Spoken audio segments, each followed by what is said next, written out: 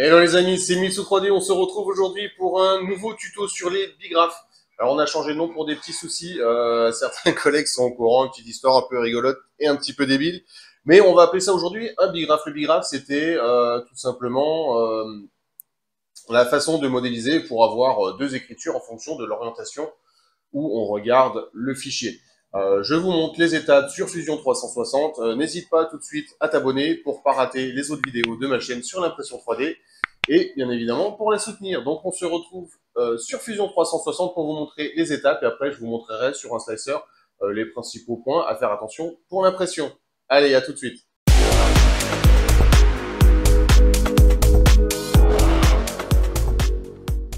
On se retrouve donc sur Fusion 360, donc un nouveau document. Là, mes origines sont masquées, je sais pas pourquoi, je les raffiche.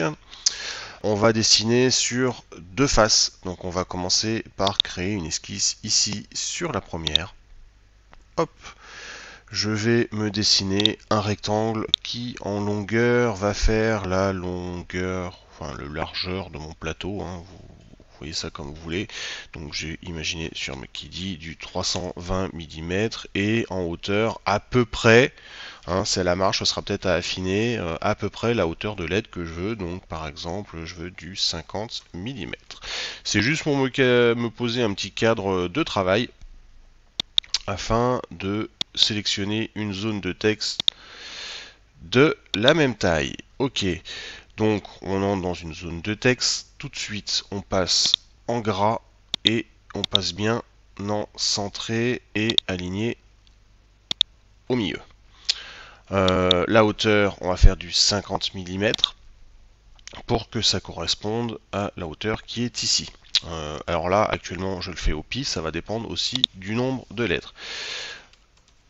Donc je vais taper par exemple bonjour. Mon bonjour, je vois qu'il dépasse un petit peu, alors je vais voir en 45 mm ce que ça donne. En 45, il est pas mal. Hop, je l'aligne en bas pour qu'il touche bien le sol de mon cadre.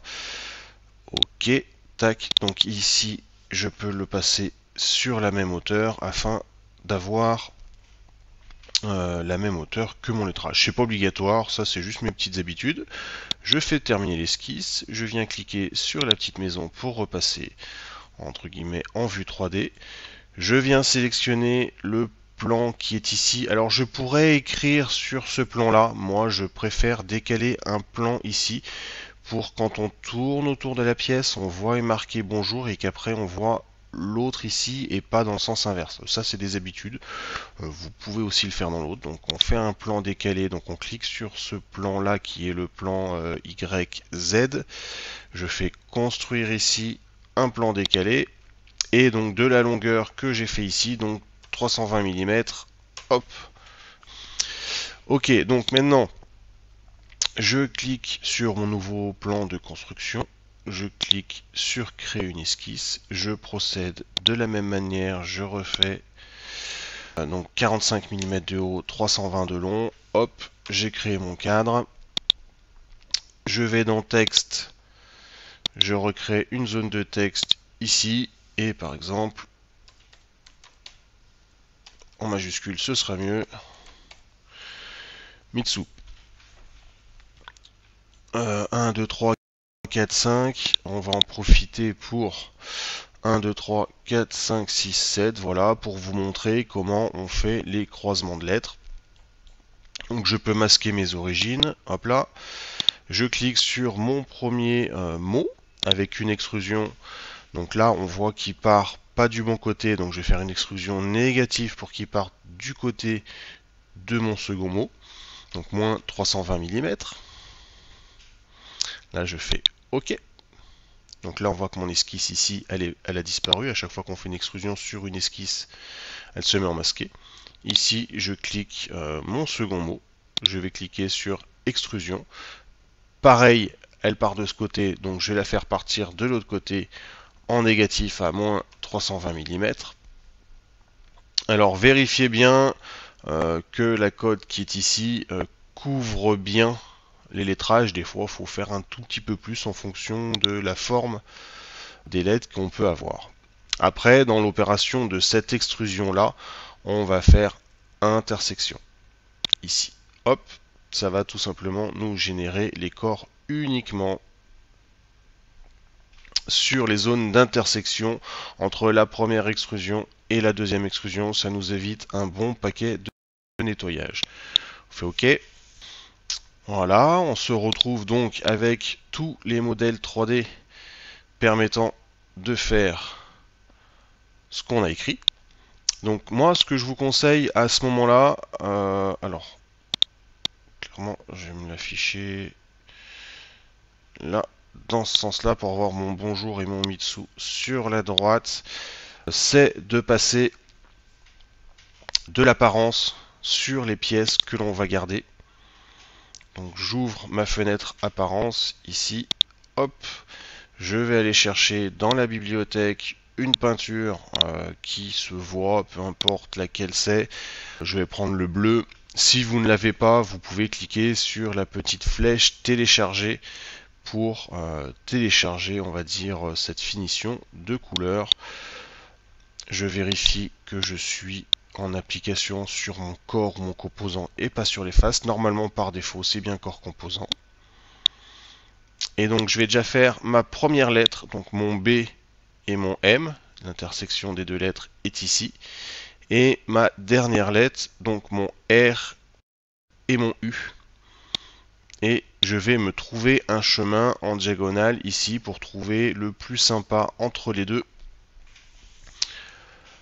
Afin d'avoir un 3D plutôt sympa. Alors, hop.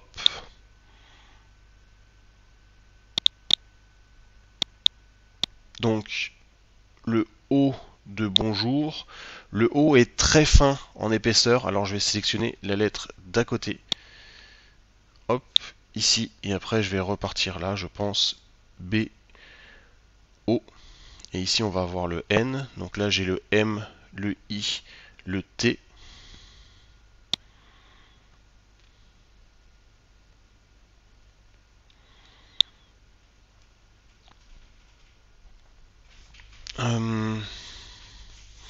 Non, j'aurais pas dû le faire dans ce sens-là. Alors, non, c'est plus logique dans l'autre sens. Je refais un petit retour. Je rouvre ma fenêtre apparence. Normalement, il me garde l'apparence que j'ai déjà utilisée. Alors, je vais utiliser... peut-être partir dans l'autre sens. Le R qui est ici...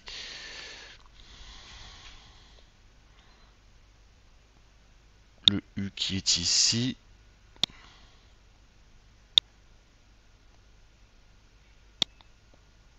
Tac, tac, j'essaye de réfléchir, excusez-moi, je pense en même temps ces deux-là.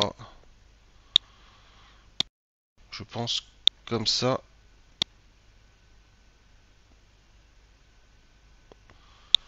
C'est pas mal. B-O-N-J-O-U-R.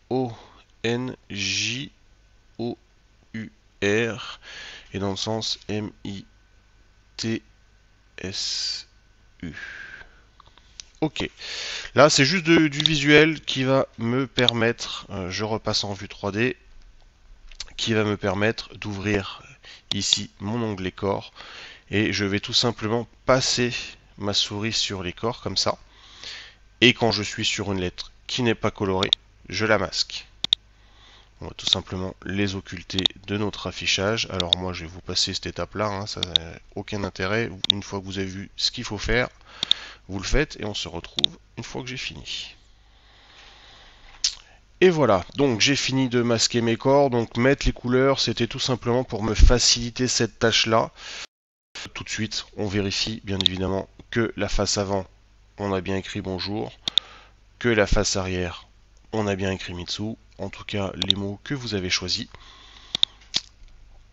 de façon à vérifier qu'on n'a pas de doublons. Alors moi je vérifie, B-O-N-J-O, donc vous voyez, celui qui est ici, il sert à rien. Alors je vais choisir de garder le S ou celui-là.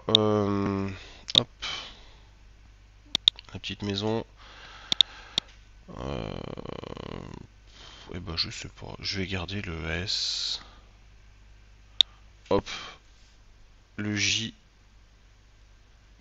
qui est le corps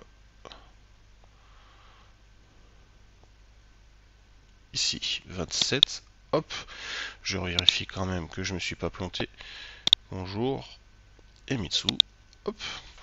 Donc voilà, donc déjà ça vous montre comment procéder au choix des lettrages quand vous n'avez pas le même nombre de lettres entre les deux mots.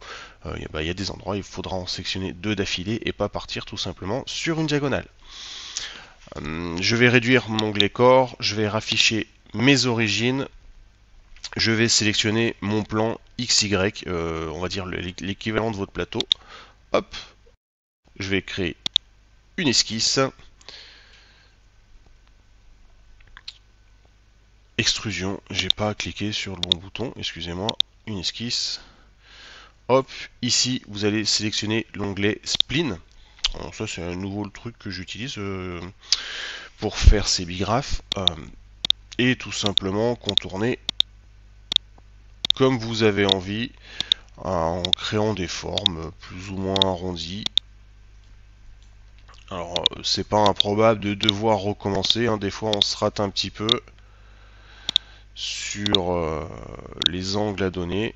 Alors attention quand on revient entre les lettres ici, pas revenir trop proche pour avoir assez d'espacement entre les deux ici, pour avoir assez de matière et pas avoir quelque chose de trop fragile. De toute façon on a l'encombrement des lettres qui sont de part et d'autre qui sont assez importants, donc il vaut mieux, on va dire, l'espace ici qui est entre les deux lettres un peu plus important que le chemin le plus court, on va dire. Pareil ici j'ai une lettre fine, donc ne pas trop coller la lettre fine pour avoir assez de matière, pour avoir une plaque assez rigide. Hop là. Donc j'ai fini mon contournement, je fais terminer l'esquisse. Je peux recacher mes origines. À ce moment-là, il faut savoir que j'ai fait un plateau de 320 mm, vu que je rajoute un petit peu de matière à l'extérieur de mon nom. Mon STL, je devrais forcément le réduire un tout petit peu dans le slicer. Maintenant, vous sélectionnez la surface qu'on vient de tracer, vous faites une extrusion. Là, il me la propose vers le haut, on va faire une extrusion vers le bas, donc une extrusion négative, par exemple de moins 5 mm. Au lieu de faire couper, vous faites joindre, et normalement, à ce moment-là, hop, on fait OK. On se retrouve uniquement avec le modèle qui sera fini. Avant cette étape-là de contournement pour créer la base, vous pouvez nettoyer les parties ne servant pas à l'impression. Ça c'est du choix perso ou pas, suivant aussi la facilité de modélisation que vous avez, parce que ça peut vite faire des petites opérations pas super faciles. Quand on le laisse tel quel, il fonctionne, il marche, il restera juste un peu plus de matière et éventuellement de support à ajouter pour que ce soit imprimable. Mais par exemple, vous voyez la forme du N ici, la forme du T qui est là, qui veut dire que par exemple la partie ici du T ne sert à rien. On aurait pu par exemple, hop, sélectionner cette surface là et faire une extrusion par exemple de moins 20 mm pour effacer cette partie là. Ça fait une partie de pièce en moins à imprimer. Ici le U en vue de dessus. Donc alors attendez, mon bonjour est dans ce sens là. Hop, on aurait pu supprimer de cet angle là à celui-là toute la zone qui est ici.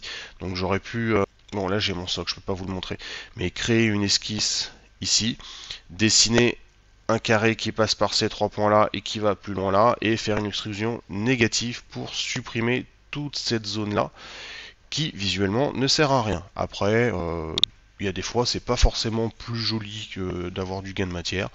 Moi je trouve ça sympa de les laisser aussi comme ça. Donc là on va tout simplement exporter hop notre fichier 3D. Donc moi j'exporte en fichier 3MF tuto, je l'envoie sur mon bureau et on se retrouve direct dans le slicer. Donc une fois dans le slicer, on va déjà lui donner une petite rotation pour qu'il rentre sur mon plateau. Donc vous voyez, là j'ai même pas eu besoin de le réduire. S'il est un petit peu plus grand, vous pouvez le réduire un petit peu, hein. On a des lettres qui sont quand même assez conséquente, en tout cas moi sur mon plateau de 320 par 320. Et à cette étape-là de l'impression, je vous laisse sélectionner la pièce, aller dans les supports. Moi je me choisis un angle de 15 degrés par exemple, remplissage intelligent sur les surplombs uniquement, et je vais aller chercher mes zones qui ont besoin de support. Alors le B et le haut, ici on est sur des ponts, il n'y en a pas besoin, mais par exemple mes barres du T ici qui sont dans le vide, qui en ont besoin, l'angle ici, les deux angles, hop, il y en a même plus que deux qui font les débuts des C et des S, des O, O et S, si c'est ça. Donc ici, ici, ici, par exemple, hop, hop, hop, et je n'ai plus besoin de surplomb. Et une fois qu'on a fini donc de sélectionner nos supports, donc en fonction de vos paramètres d'impression, alors là c'est un profil spécifique que je m'étais créé pour de la grande taille, donc je suis sur du petit remplissage, mais du 15-20% de remplissage. Je mets du 3 parois et surtout avoir des supports qui sont très bien réglés pour faciliter leur enlèvement. Alors là on n'a pas le cas, mais par exemple quand on a un E, on a des barres horizontales et donc des distances de support qui sont très fines entre la pièce du bas et le plafond à supporter, qui font que même en arborescent, on n'a souvent pas l'angle nécessaire pour partir du plateau, donc on va avoir des supports arborescents qui partent de la branche du dessous vers celle du dessus, et donc c'est pas ce qui est le plus facile à enlever si nos supports sont pas très bien réglés. Et voilà, donc j'espère que la vidéo vous aura plu comme d'habitude. N'hésitez pas à laisser vos commentaires, à vous abonner à la chaîne pour avoir d'autres tutos et la suite de ce que j'ai prévu pour la chaîne. Que ce tuto surtout est beaucoup plus facile que le premier. Allez, merci à vous et bonne journée.